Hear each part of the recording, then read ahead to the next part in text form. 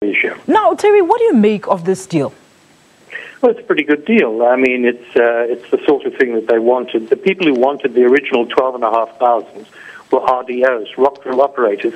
See, what everyone seems to forget is that you've got different grades of people in the mine, from the people who are belt cleaners and belt operators to general miners, and then, of course, the really elite, heavy-duty boys who do the drilling, the rock drill operators, without whom they're a minority, but without whom no mining can take place. So they're the ones who originally went out in 2012 at Marikana, and in 2011, in fact, well before that. And it is from them that the 12,500 arose. And it does look as though they will certainly make that by 2017, 3 years, and within 5 years it would appear that the others will have caught up as well, so the basic entry-level wage is going to be 12.5. But now, Terry, there's a wide statement that everybody's been making noise about, and that is the fact that the miners went on strike for the 5 months and did not achieve the demand of 12,500 Rand. Any winners or losers in this case for you? No, I think there's the winners in this case are the workers, not these specific workers. But you see, you mustn't forget that over the years, over decades, I mean, go back to 1987, you can go all the way back, trade unionists fight for the improvement in wages, not immediately for themselves necessarily, but for those who are coming after them. These miners now earn what they earn, the pittance that it was, but it's better than it was, say, in 1973, because of strikes and arguments and negotiations by previous miners and unions.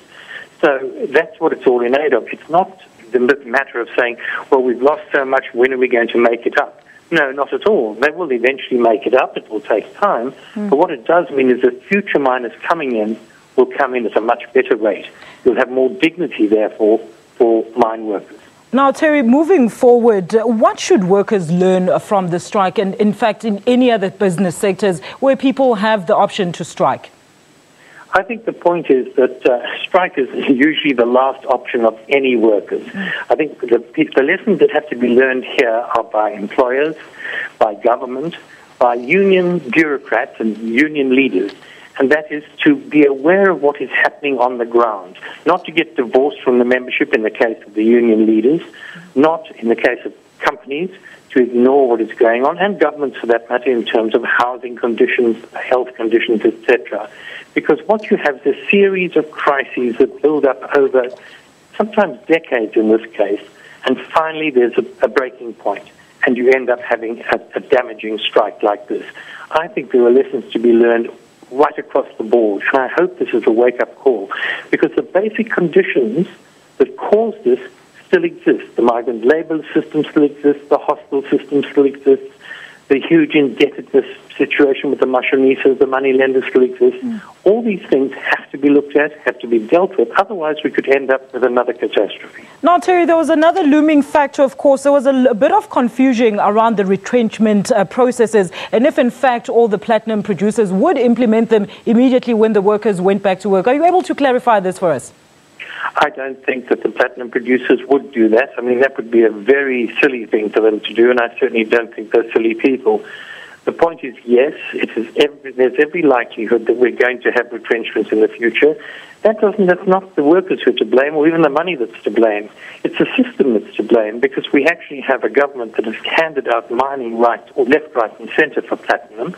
We now have a time when platinum actually is no longer has greater demand, and in fact, because it's a catalyst used in auto catalysts, it's constantly reused. So therefore we have already more than 2 million ounces a year coming onto the market as recycled platinum. So there are all sorts of market conditions as well that apply. Thank you so much, Terry, for talking to us this afternoon. That was, of course, a labour analyst, Mr. Terry Bell, giving us his view on the latest wage offer that has been signed by Amcu.